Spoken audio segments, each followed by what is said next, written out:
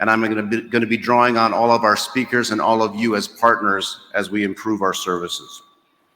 So I've got with us some really good thinkers, some doers, and some really entertaining folks to have this conversation with me. So let me call you up, each one in order. The first is Dipesh Patel, who's the editorial director from Trade Finance Global. If you want to come up, just take the second seat here. We've got Holger Wiefel from the EBRD, the European Bank for Reconstruction and Development. He doesn't have a bag of cash with him. He's left it in the room. We have Dr. Moon-Hwan Kim, who's the Vice President of the Korean SME and Startup Agency. Welcome. We have Erdenadelger Bavlai from Han Bank, and she is very kindly said I can call her Degi during the session. So if you can join us here. And then we have Hoete Berhan Arafaini from Ethiopia, from the African FinTech Network. Thank you very much for coming up.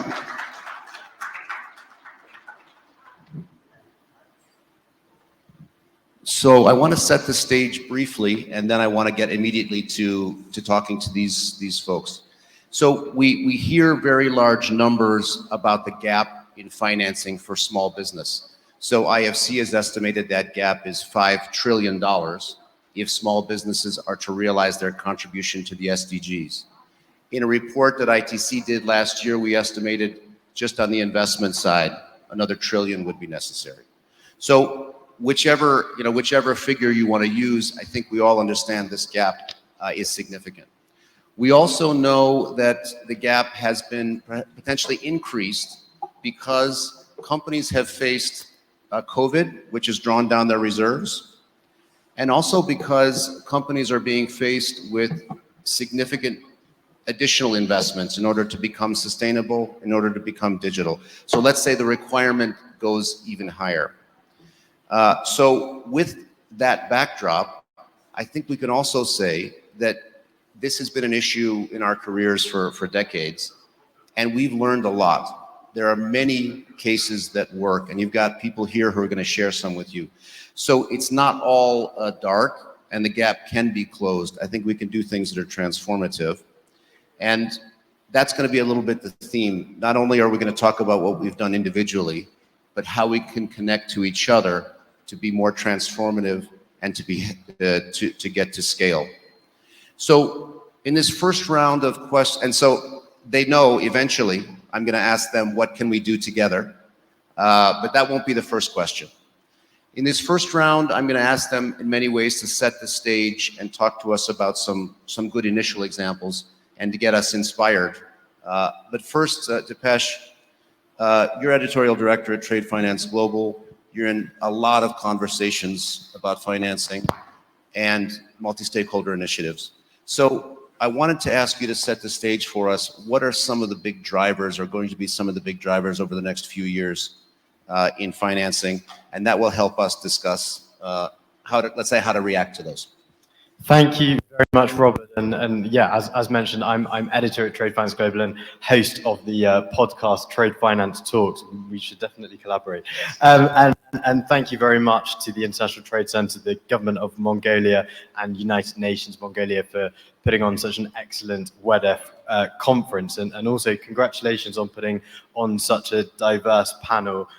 We celebrated International Women's Day at TFG on the 8th of March with 120 outstanding women from all around the world celebrating their achievements in trade, and I think it's really important and reflected here. Now, I wrote all my notes on the plane, and then I actually spent 2 days at the weekend living with a nomad family in a yurt west of Ulaanbaatar. So I changed my perspective. I realized when we were, having milk from the goats, and we were, looking at the wool on the sheep and seeing how that's sold down into the market, and they use that, they exchange that for goods and for grains to cook and to eat.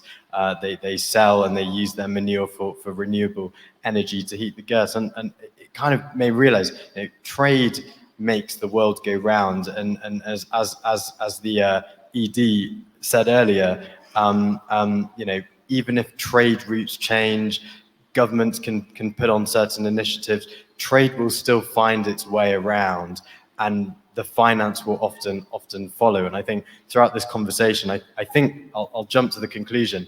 I think there's plenty of cash. It's actually access to collateral, which is the problem. So right now, one of the biggest things on people's minds is really around how we recover from the economic shocks we've seen in the markets and the difficult come out of the difficult pandemic years. And a lot of focus here really is on supporting SMEs and as they play such a huge role in job creation and economic growth. By 2030, the World Bank suggests that 600 million new jobs need to be created to absorb the growing workforce.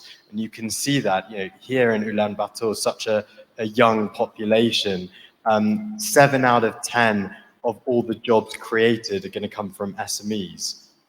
But there's a huge disparity, there's a huge digital gap, there's a huge financing gap when it comes to SMEs, because they have such limited credit history. There's a really cumbersome due diligence process. Some banks claim it costs $10,000 just to onboard an SME. So how on earth is that ever going to be profitable for that? So that's really difficult when we're looking to create these new jobs. Obviously, as a result of the pandemic, governments, multilaterals, development finance institutions, credit to them, really stepped up their game to backstop, to finance, and to guarantee banks and small businesses to really help kickstart them.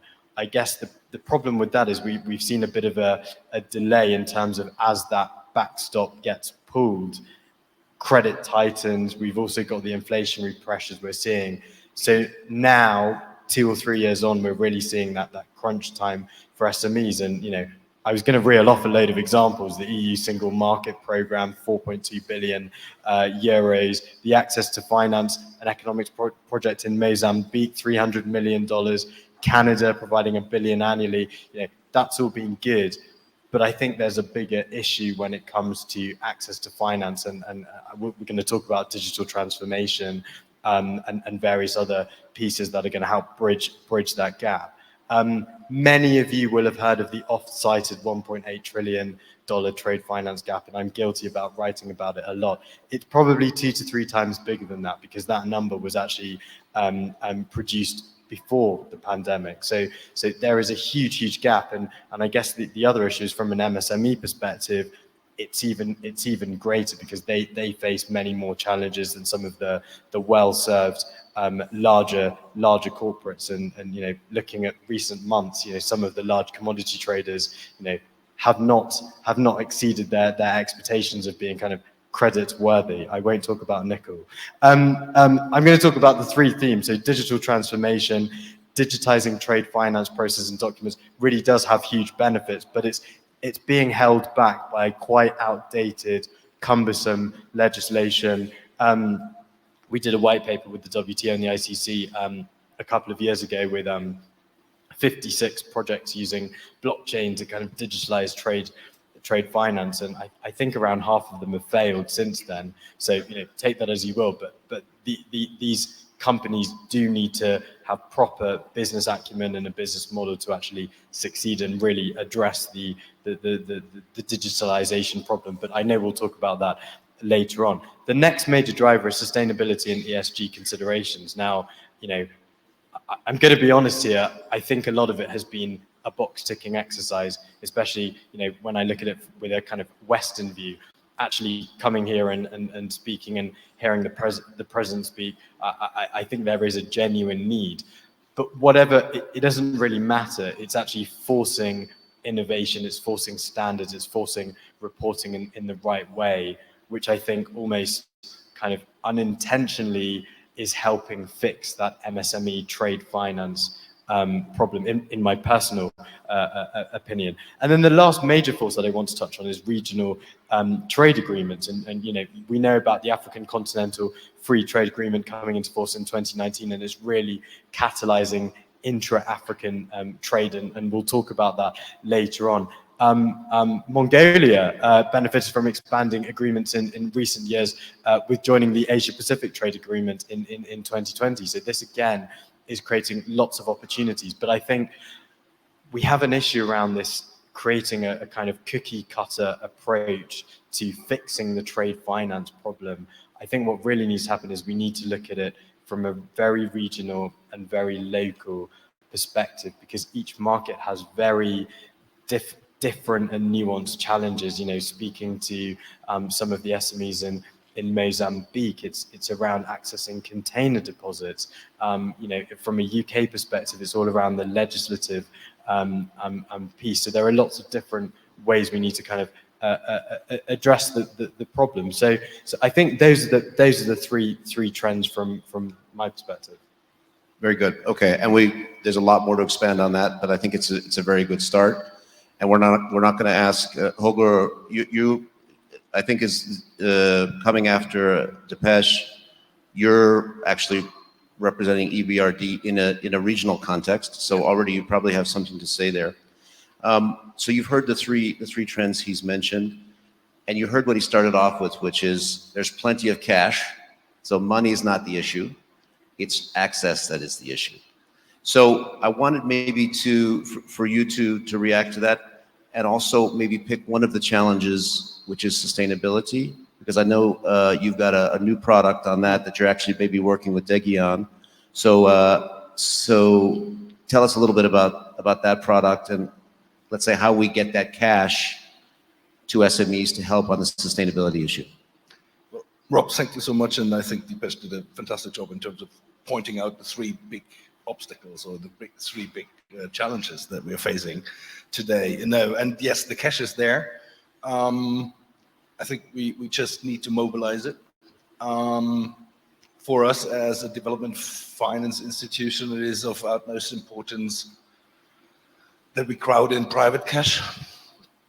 I think that is the real challenge for us on how can we provide more finance, more intelligent finance, and actually involve the private sector much more in projects and initiatives that help actually our countries to grow and pursue the transition further.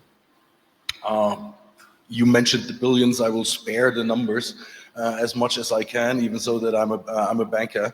But no, what we're trying to do is come with new solutions to problems that exist for many years. Here in Mongolia, you said you were having two fantastic days out there in the Gare with the Mongolian family.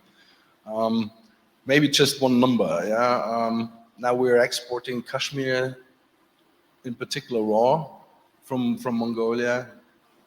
About, what is it, 700 million a year. We could easily fivefold have this income on export if we had more value creation in country. So it is a very, very interesting problem, right? And how do we do this? And I think that's the value chain, that's the supply chains. How we do actually work better along the supply chains, how we make them resilient, how we make them sustainable, and how can we make them much more digital, inclusive, and obviously green. So we at the EBRD, like other IFIs or development financial institutions, like the ADB and the IFC, we have a product that's called supply chain finance, very close to the specialization of Deepesh when it comes to trade finance. Supply chains are catalysts or mechanisms for the creation of economic opportunities and development. And we believe that SMEs are an integral part of these supply chains. But at the same time, they face a lot of challenges in terms of, okay, how can they be part of these supply chains, and how can we actually onboard them on these supply chains? And it's about cash again. It's about their cash flows, and it's about the payment terms that we have in these supply chains. But not only. Yeah, so you deliver the good, you deliver the service, you have to wait for a very long time when it comes to actually payment of your good. So it drain in your cash flow in the economy, in the company, and this is particularly challenging for SMEs. But that's not the only thing. It's as well the regulation, it's the capacity to actually follow these regulations, get into the requirements or adhere to the requirements that come along with it, which is as well at the same time a big opportunity. Why? Because we can up the game, we can improve the quality, we can actually do more value creation in that part as well, technology, innovation along the value chain. And this is exactly what we're trying to do at the EBRD. We call it supply chain finance framework. It's basically reverse factoring or buyer-led payable finance, if you would like to say. And I do believe that DFIs are extremely well positioned to find or to help multinational companies, big corporates, actually to strengthen these supply chains. And we come in with substantial credit ratings. Obviously, we have AAAs. All of the IFIs have AAAs. That means we have very favorable access to capital, or cheaper than the market. Due to our ratings, we can actually give this opportunity to the companies and the SMEs in the end.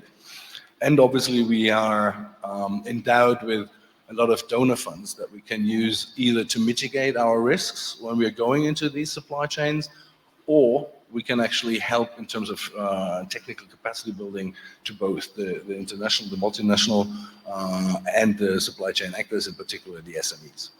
Now, what we did when we were talking about green, ESG, and even digital, we made our involvement in these supply chain finance schemes conditional to a set of indicators, be it inclusive, be it green, be it digital, and we can give incentives if the SME does actually achieve certain metrics in terms of improvement, for example, in terms of reduction of emissions, or employment of female workforce, or training labor, or putting everything on the blockchain.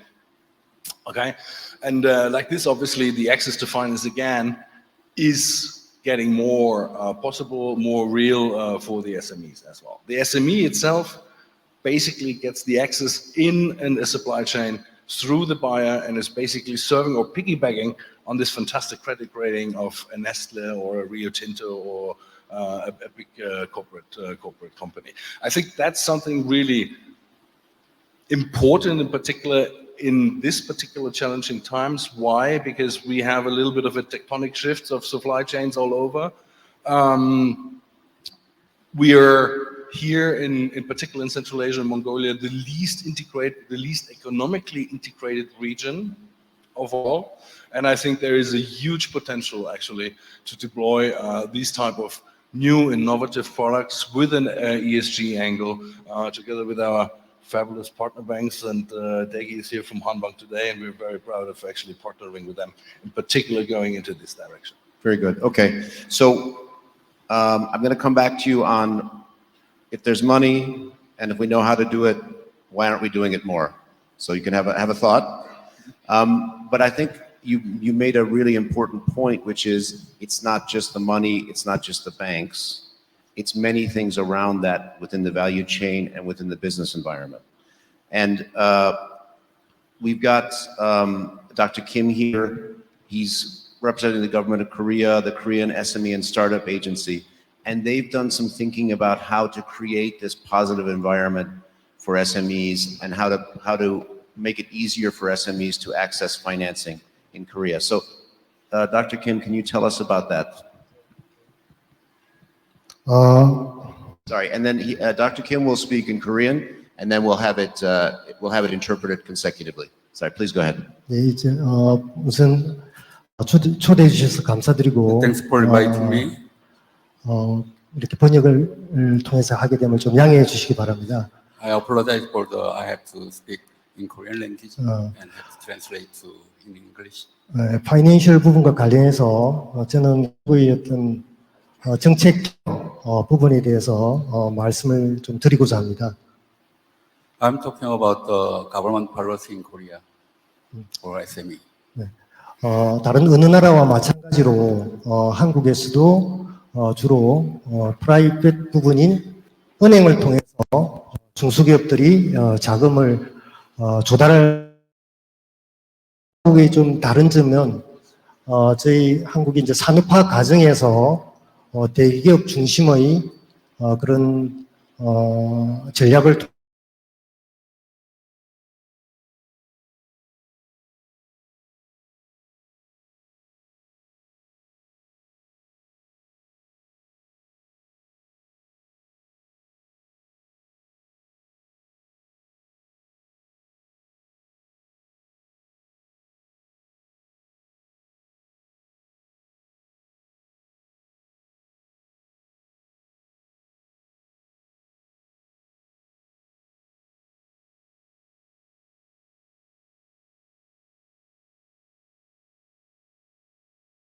의 자금 부족 문제를 해결하기 위해서 크게 두 가지는 첫 번째는 은행에서 대출을 받기 위해서는 담보 여력이 굉장히 필요했습니다. 그래서 담보를 제공할 수 있는 그런 정책 기관을 만들어서 은행에서 대출을 할 때 담보를 저희는 신용 보증서라고 그럽니다. 그걸 제공함으로써 중소기업들이 효율적으로 자금을 조달받을 수 있도록 이렇게 하고 있고 또 다른 한 방법은 직접 은행과 같이 중소기업에 직접 대출을 해주는 겁니다. 제가 소속된 구스메가 그러한 역할하고 스타트업이나 이렇게 어려운 자금 조달 기술력을 가지고 있지만은 재무 구조가 신용도가 낮은 그런 중소기업에 대해서 아주 장기로 최장 한 10년 정도의 그런 대출 기간을 통해서 금리도 시중금리보다 한 3%로 아주 낮은 금리로 이렇게 대출을 해주는 겁니다. 그런 대출을 통해서 우리 스타트업들이 성장해 나갈 수 있도록 이렇게 하고 그 규모가 1년에 한 10,000개 정도 기업을 지원하고 대출 규모도 한 5조 원 정도 되는 수준입니다. The Korean government has decided to solve the financing of SMEs through two public sectors. First is to provide the collateral such as real estate when raising funds from banks, or to directly provide loans instead of banks. The second public sector was successful by providing long-term up to 10 years and low interest rate, 2 to 3% lower than the market. Through screening for companies with no collateral capacity and low credit rating based on the financial statement, but excellent technology and business potential. It is a way to increase the possibility, and this way is to support through COSME. As a result, I would like to say that we are promoting success by providing more than 10,000 cases on a scale of about 5 trillion won every year to companies with the financial difficulties, including startups. 이를 통해서 전체 한국의 중소기업 대출이 한 1,000조 정도 되는데 이런 정책 부분과 관련된 부분이 한 200조 돼서 한 20% 정도가 역할을 차지하고 있고 그게 우리나라 중소기업 성장에 큰 기여를 하고 있다 이런 말씀을 드리고 또 하나 또 언급하고 싶은 것은 투자 부분입니다. 지금 스타트업에 대한 자금 조달은 벤처 캐피탈을 통한 투자가 굉장히 중요한데 한국에서는 전체 투자의 한 반 정도를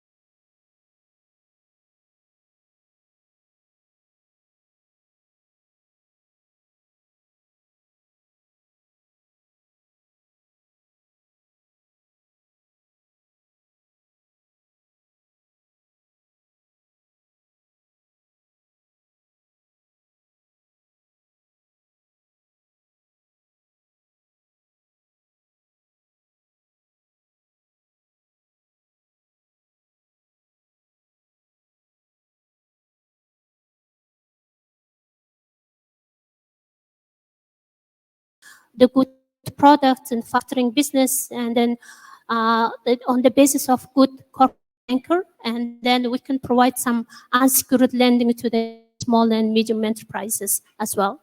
So with this kind of like the efforts and the products and innovative actions, and our business got grown in the SME lending, and which is now our market share has increased to almost 50%. Yeah. Okay, which is your favorite development finance institution?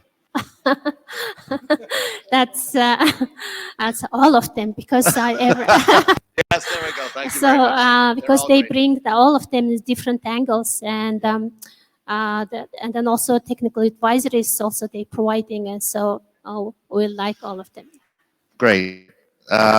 We also, and EBRD is on the list. They're somewhere in the top 10. So I wanted to ask you just a quick one. Did you have to change inside the bank anything? Did you have to change your business processes or your way of seeing small business? Was that part of it? Okay, yes. So what we did was, in back to the 2021, small and medium enterprises area was a part of our retail banking. We separated as the separate business line, and then looked into what we can improve in the area. So that really helped a lot, and also we centralized our credit analysis section, because otherwise there's the high turnover in employees, and then it's hard to train like to study.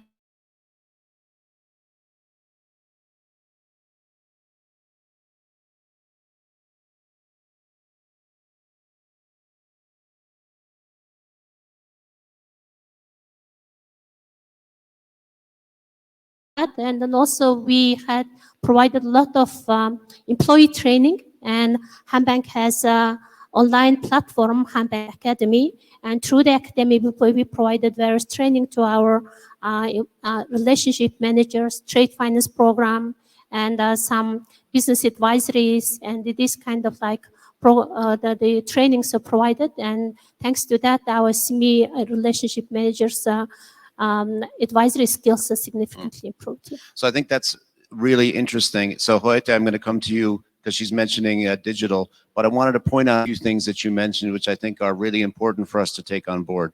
First of all, you saw SMEs as an important segment to make money. This is a market, and there's a lot of women who could be your clients who you could make money from. Second is, you were able to have these relationships with EBRD and others to provide some additional funding, which was really important. You mentioned advisory services. So whether through the bank or otherwise, which really helps the SMEs to be more bankable. I think that's also really important. And I love the idea of, we're not just lending to women for, because it's the right thing to do. It's a big part of the SME community here. And the last thing was, changing a little bit the mentality within the bank, I think sounds like it was really important. So we'll come back to you. And we're gonna ask you how you could increase it even more. But Hoyte, I wanted to bring you in. You're one of the founders of the African FinTech Network. You are, you've done a lot on the area of technology in general, but especially as it applies to financial services.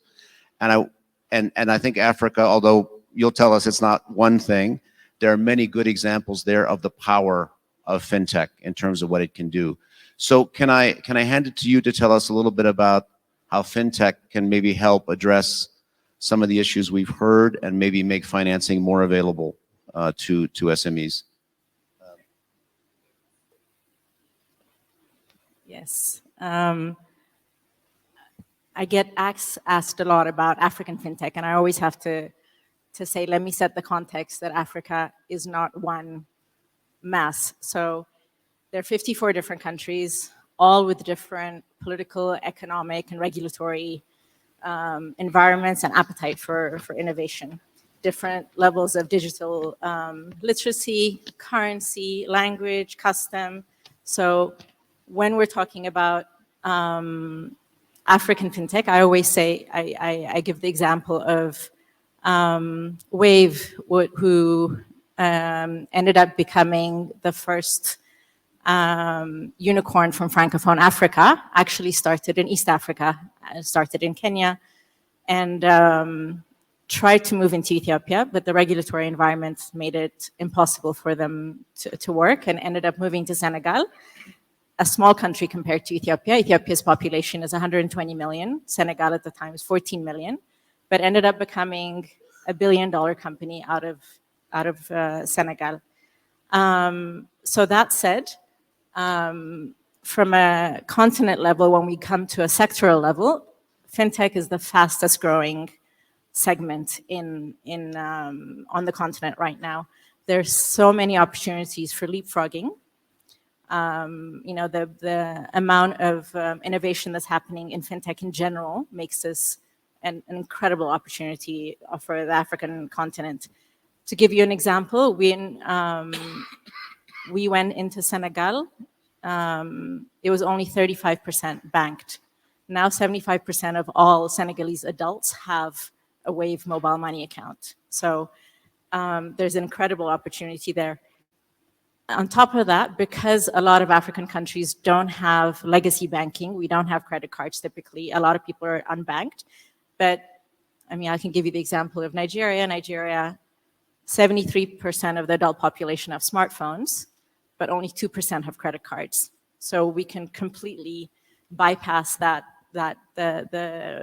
traditional banking methods to be able to use somebody's smartphone to be able to give them mobile banking services. To come back to when I was talking about how we are sort of proudly and idiosyncratically sort of very different countries on the continent, that's one of the reasons that we started the African FinTech Network, because when a FinTech is successful in one country, when they're trying to go to another country, they have to start the process from scratch. So we're looking at the European Union that has a product that they call passporting. So if you're fully licensed in one European country, then you can take that and move it into another country. We don't have that right now. So as part of the African FinTech Network, we wanted to create an association of country FinTech associations to be able to advocate for the sort of regulatory policy and legal changes that would make FinTech even a better opportunity on the continent. And let me ask you this, how is that going? Because one of the things that we maybe need to talk about when we come back through here is regulation is a big issue in funding. We know that. And in many cases, the things we want to do, we can't do because the regulatory environment, hasn't caught up with the technology environment, or it hasn't caught up with our ability to manage risk.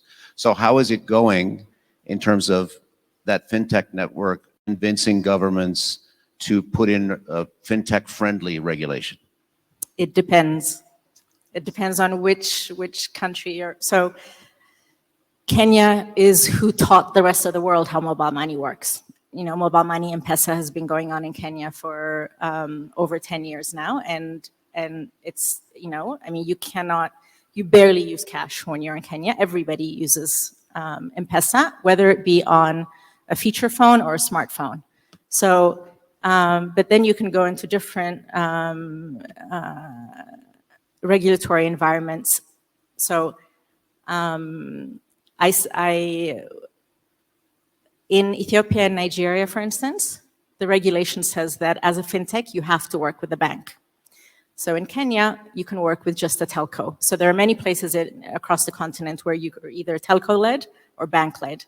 So if you're bank-led, you have to work with a bank. So you are then subject to all the regulations that the banking system would be subject to.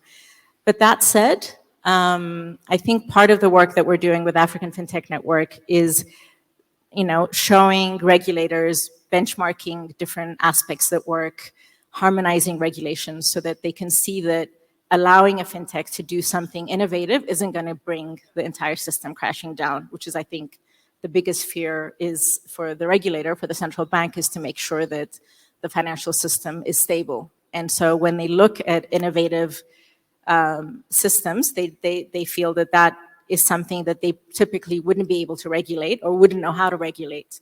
So the promise of technology and the promise of fintech is there, but bringing the regulators on board is full-time work for us. Very good. And I think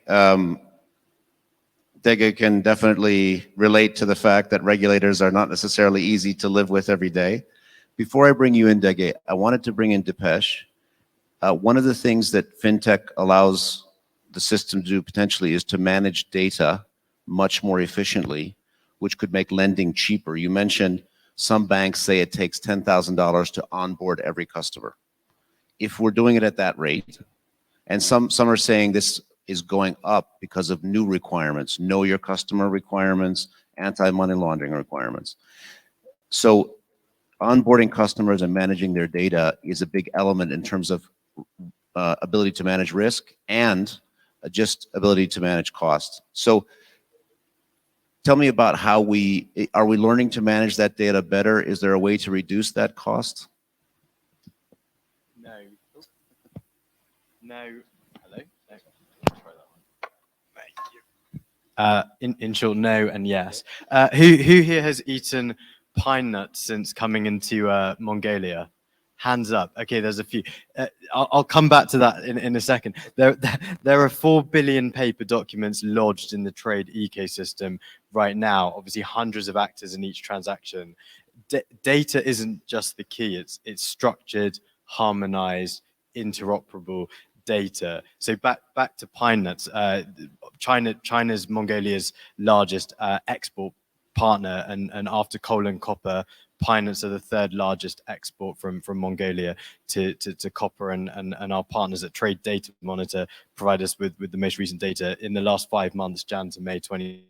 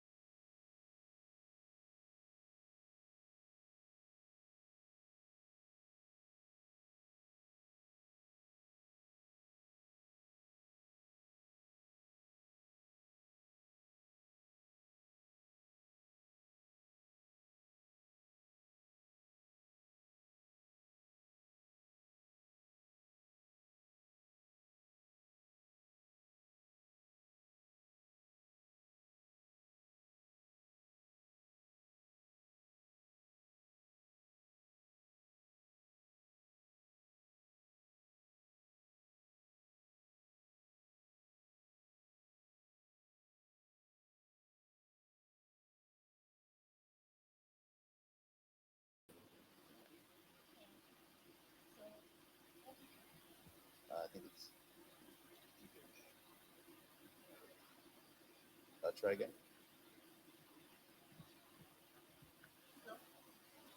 Guys? Hello? Okay, now it's working.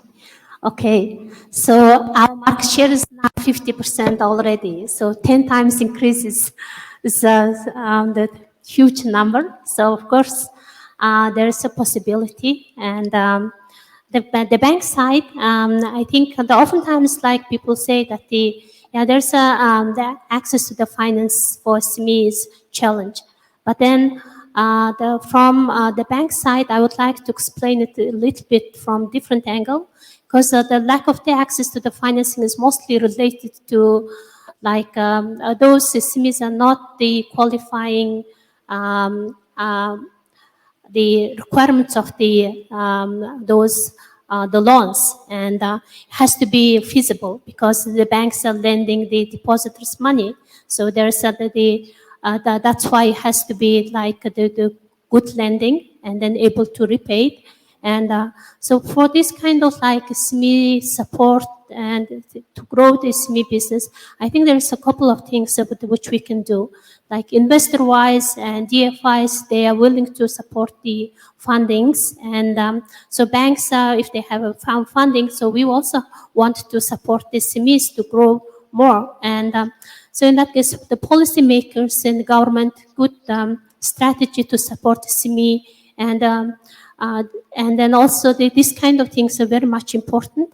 And also business support organizations and creating some support services that better respond the needs of the small businesses, very much important, I think.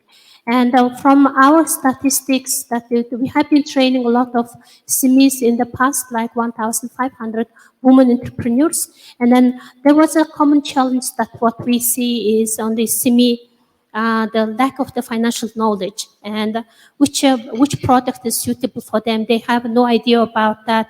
And so it's very, very hard for them to know that what kind of like products are very, very much suiting for their needs to expand their business. And then also most of those SME business are family-oriented business. So in that case, the fundamental business management knowledge is relatively weak. That's what we have absorbed. And then also there's some lack of the confidence, I would say, have to improve their competitiveness. And since it's a family-oriented, very small business, and then also lack of the networking and learning from each other's and non-financial support, which these areas which commonly observed, and particularly for the women in business, women entrepreneurs, and we see that there is some of like a lack of time to develop their career and also self-development because they have some family duties. And also most of collateral is registered under the husband's name. So in that case, also there is a challenge to put the collateral for the financing.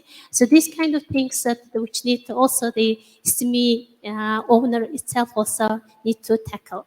And of course, the bank is there to support our customers to grow and to succeed with them. We would like to grow the micro business, grow as a small is to the medium to large ones go to the like corporates. So that's why there's the banks.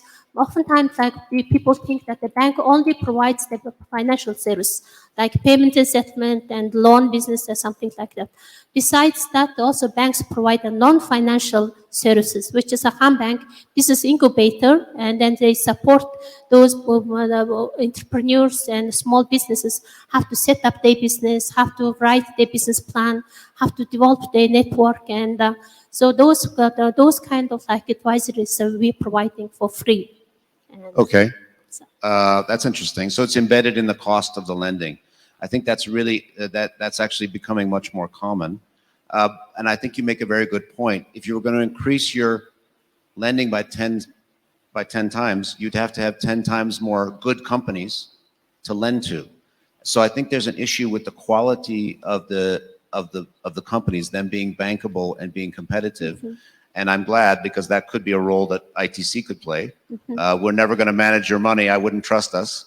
But we can potentially do some of the things that Holger had mentioned about making companies more competitive. I wanted to bring in Dr. Yeah, Kim. there's one thing Yeah, that sorry, go I ahead. forgot to mention is small and medium enterprises, in order to scale up their business, and then oftentimes they lack on the equity, like equity support. So in our previous discussion, which the Korean agency, for example, they support provide the equity support for longer period to increase their business, and then also EBRD do some similar kind of like activities.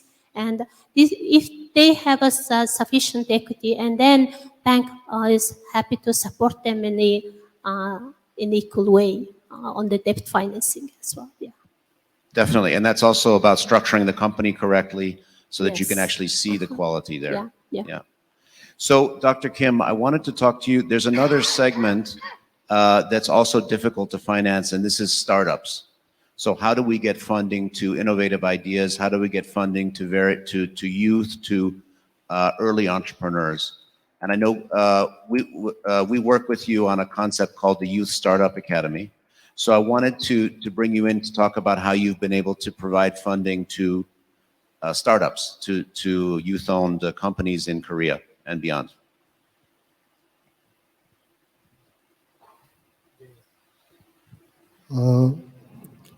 저희 이제 한국 그 스타트업 생태계에 대해서 조금 말씀을 좀 드리도록 하겠습니다. We'll talk about the startup ecosystems. 우선은 방금 이제 이야기하셨듯이 투자 부분에 대한 부분을 좀 이제 우선 말씀을 좀 드리겠습니다. As she mentioned before, I'll talk about the investment sectors. 스타트업의 성장에 있어서는 투자가 굉장히 중요한 역할을 하고 있습니다. To startup companies to survive, the investment is the most important role. 그렇지만 이제 리스크가 굉장히 크기 때문에 한국의 민간 VC가 그 수요를 충족시키기에는 굉장히 부족한 현실입니다. The private banker cannot fulfill the needs because it has too much risk in the sector. 그래서 한국에서는 펀드의 펀드, 모태 펀드라고 하여서 정부에서 그 민간 VC가 투자할 수 있도록 펀딩을 약 2분의 1의 돈을 벤처 캐피탈을 펀딩하는 데 지원을 하고 있습니다. Korean government invests for the 50% of the finance by using the fund of fund. 그래서 이제 민간 VC들은 이익을 위해서 가장 적합한 업체를 선정을 하도록 그렇게 민간 중심으로 이렇게 움직이도록 그렇게 하고 있습니다. However, the selection of the companies will be led by the private sector to diagnose correctly of the potential of the companies. 그다음 이제 창업 사관 학교에 대해서 말씀을 좀 드리겠습니다. Now, I would like to talk about Youth Startup Academy, which is called as YSA. 스타트업들이 이제 성장을 하기 위해서는 어떤 자금의 어려움도 있지만은 거기서 여러 가지 이제 규제 문제, 그 다음에 자기의 비즈니스 모델을 좀 더 성숙해 나가는 부분, 그리고 이제 R&D 투자라든지 대외 네트워크, 뭐 여러 가지 이제 어려움이 직면을 하고 있습니다.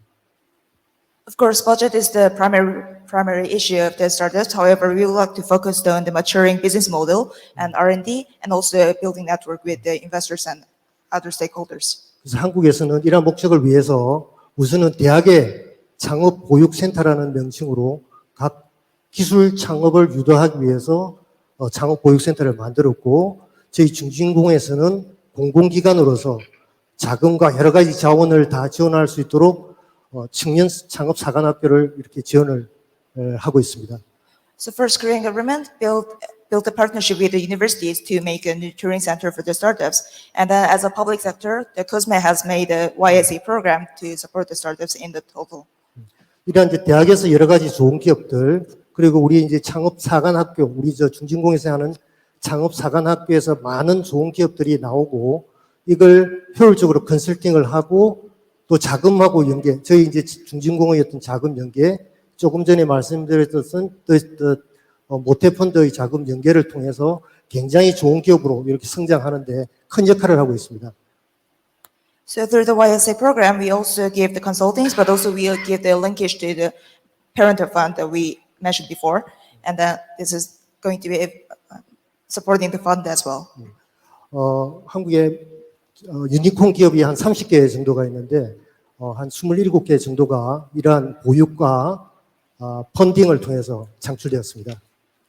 So currently we have around 30 unicorn companies in Korea, and 27 of them was founded and supported from our YSA and also the University Nurturing Program as well.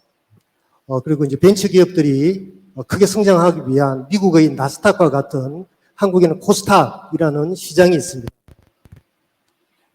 And for the venture capital's growth, we have a market called Kosdaq.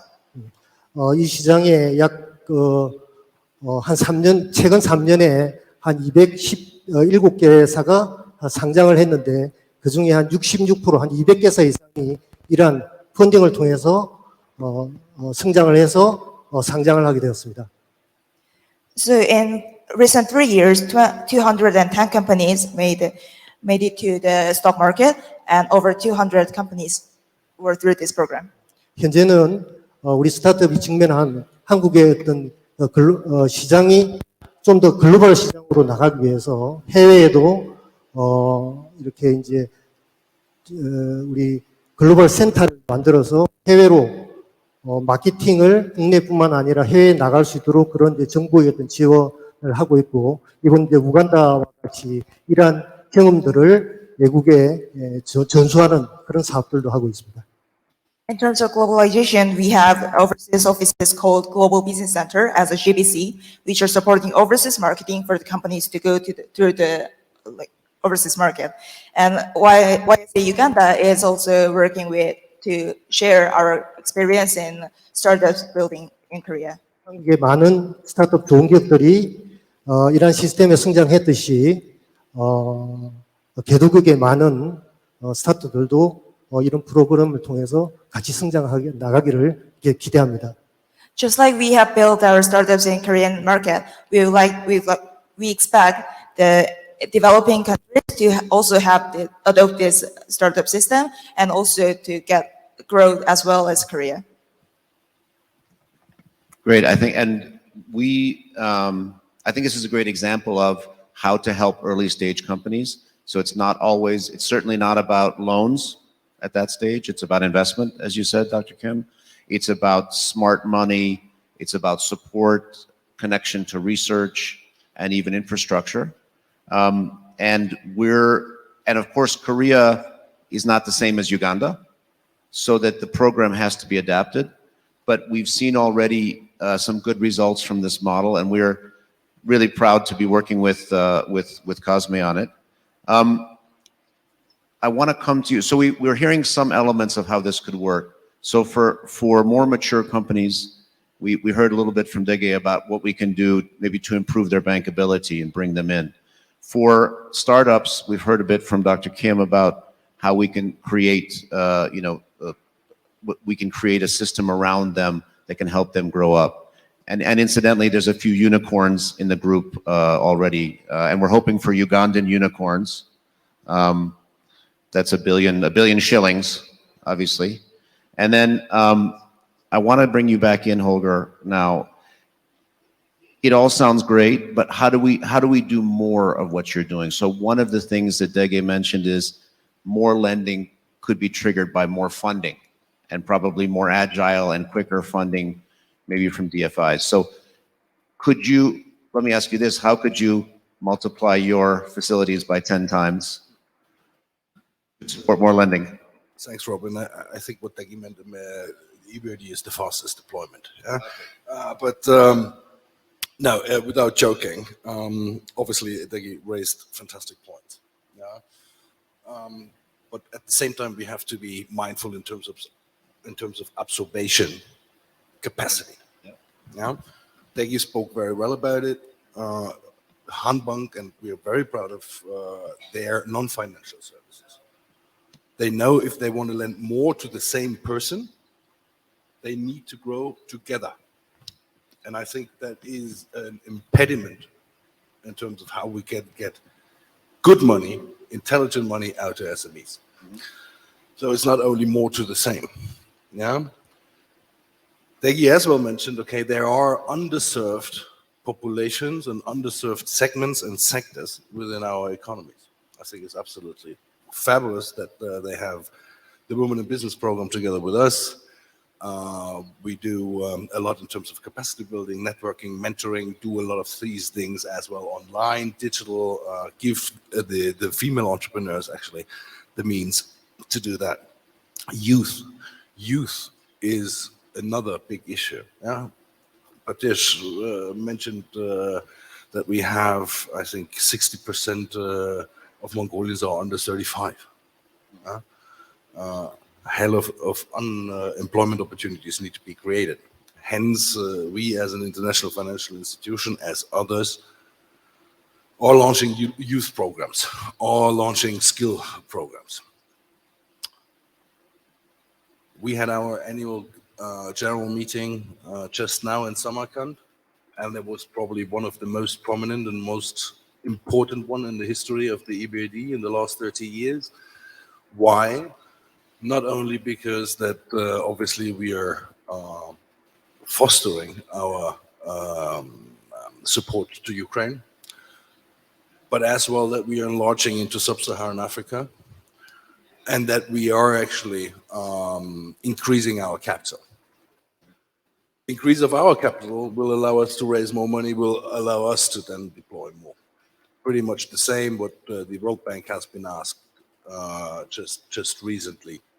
Again, how can you do more with your capital at hand, and how can you raise more capital in order to have this leverage even further?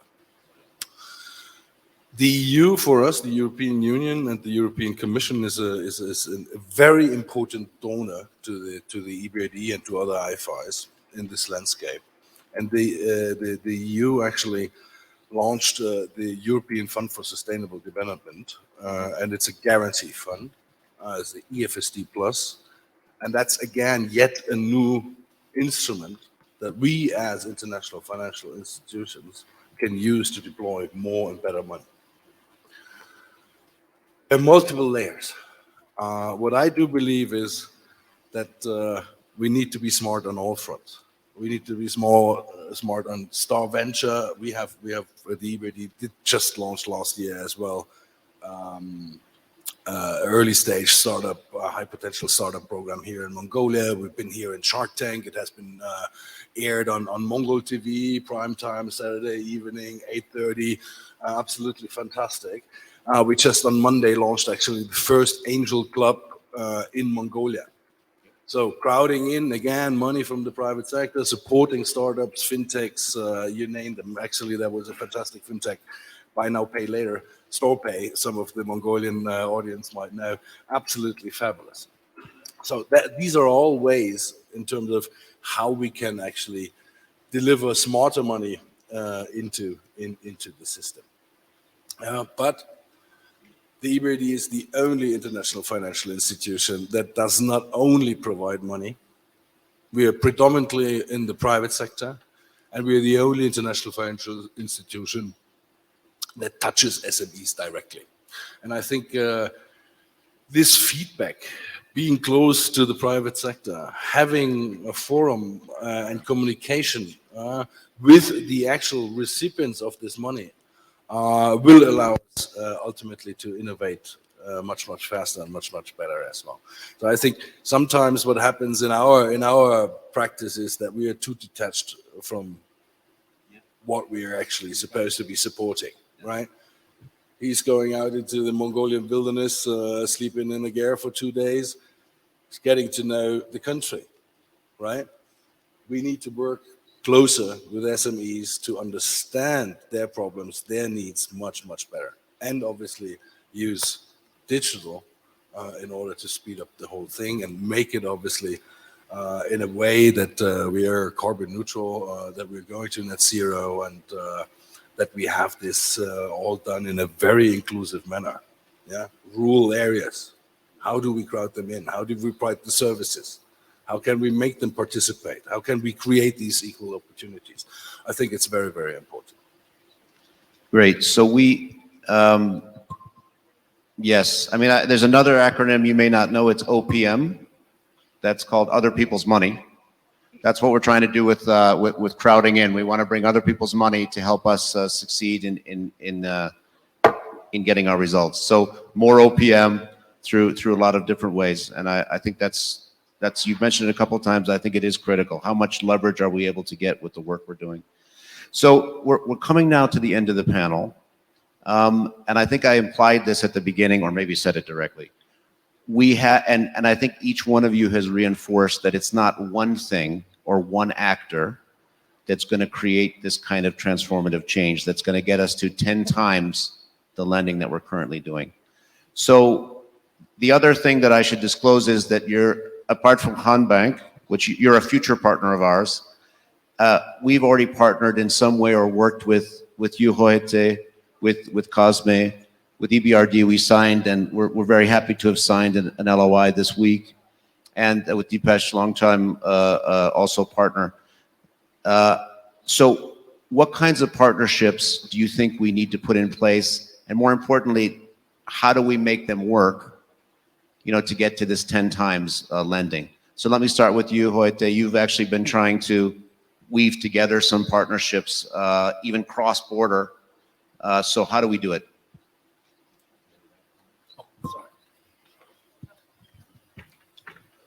Holger will be holding the mic for the rest of the panel. Go ahead. Partnerships are critical, and they're and because we see that the issues that we're facing are incredibly complex, and they're incredibly layered, and they're legacy problems that we're having. And so I think one of the reasons that I love fintech is because it's looking at the issue from a completely different aspect. So if it's going to take 200 hours to process an application and several hands to touch it, and it's going to take 6 to 8 weeks to get you a loan, a fintech solution can do a deep data dive on your smartphone and analyze many things that you don't probably think would be impactful to your credit scoring, but credit score you and be able to give you a loan in under 2 minutes. So I think getting closer, Degi mentioned it earlier, getting closer to your clients is something, as opposed to having your client come and do sort of acrobatics to be able to fit into the model that you're working with, actually getting closer to your client and figuring out what it is, how is it that you can use their smartphone to leverage getting them the products and services that they require. And to get there, we need also to have, as you're saying, we need the companies, but we also need to have the partnerships around them. So this includes also, I guess, regulators and financial institutions. Well, we're assuming the sort of the political will and commitment exists, right? Yep. So once we have that, I think working towards a solution will be a lot faster. So one thing I wanted to, when you were talking about fintech solutions, to give you the example of Ethiopia, we have 120 million people population. One of the doing business index metrics is 5% of your population has to have a credit. In Ethiopia, with 120 million people, we've only lent, our traditional banks have only lent to 350,000 people. We have a fintech solution that came on board less than a year ago. It's maybe 10 months old right now. It's already lent $1 billion to 100,000 people. So in 2 years, it will have lent more than all the 30 banks in Ethiopia combined have ever lent. So, yes, the amounts are lower. Yes, they're for they're micro loans, but with that, you can sort of build up to be able to build to bigger, more substantive loans. That's a great case also, because it took that will first to allow the product to be there to open up the telecoms market. Thank you very much for that. So Dege, as a bank, how can we help you? What kinds of partnerships? You mentioned a few. What kinds of partnerships would help you to get to this goal of providing more SME lending? I think that we have all these supports now, and I think it's so that we know that the SME is providing almost in any countries, like the GDP contribution is the highest and employment is also the highest. And so we all know that we need to support. And then there's a different stakeholders, investor communities and local banks, and as well as the business support groups, and as well as policymakers.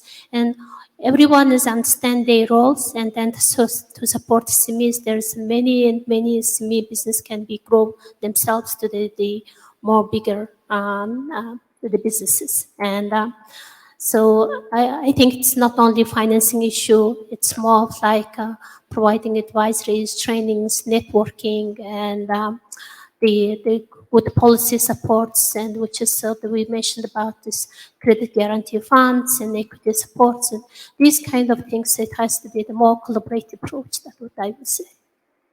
And somehow getting this relationship set up between the bank and the companies, and some of that can be digital. So, Dr. Kim, let me come to you. What kinds of partnerships do you, let's say, would you recommend for us to increase SME lending? What experience can Korea bring in that area? IDC와는 우리 우간다 청년 사관학교와 협업 관계를 유지하고 있고, 또 콜롬비아도 지금 향후 계획을 하고 있습니다. Currently, we are doing a partnership with ITC on YSA Uganda project, and we are going to extend it to Colombia. 아시다시피 한국은 1997년도가 굉장히 큰 변곡점인데, 중소기업이 성장하는 그 여러 가지 환경에서, 큰 변곡점 과정에서 한국에서는 여러 가지 정책적인 실패와 성공 사례들을 가지고 있습니다. So the year of 1997 was a point of center of lecture in Korean economy, which is really crucial due to the IMF crisis, and it is really important year of the Korean economic development. 예를 들면 파이낸싱에 대한 어떤 방법론, 그 다음에 투자에 대한 어떤 방법론, 또 이제 보육하는 방법, 그리고 글로벌로 나가는 방법, 이 여러 가지 저희들은 노하우를 가지고 있습니다.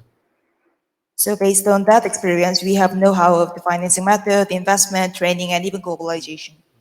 그래서 이제 이런 여러 가지 우리 경험들을 다양하게 개도국과 협업을 통해서 여러 가지 프로그램에 접목시킨다면 굉장히 좋을 것으로 생각하고 있습니다.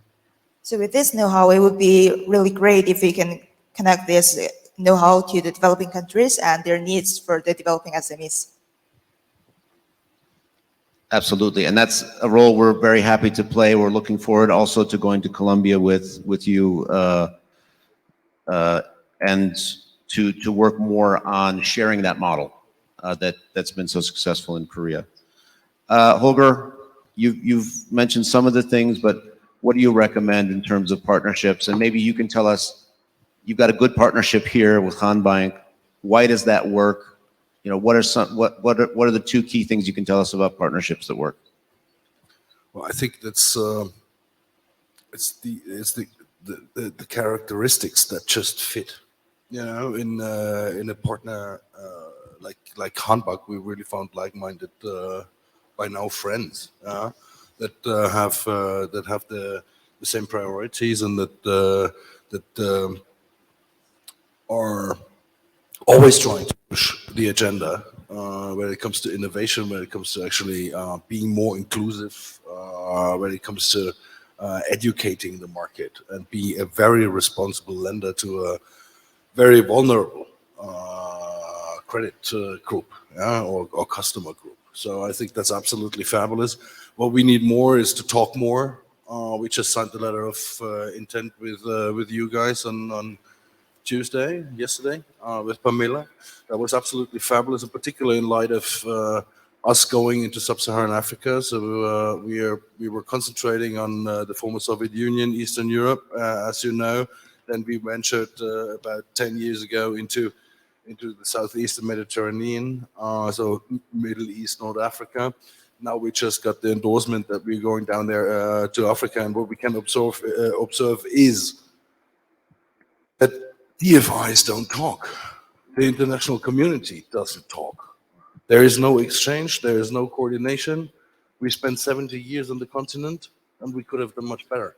And I think we're coming now again at a point in time where we understand, okay, hey, coordination, communication, joint action is actually the way forward. And I think that's absolutely fantastic. I think everybody loves inclusion, everybody loves green, everybody loves digital. I think there is nothing more on the agenda at the moment that is more pertinent that we're all trying to push.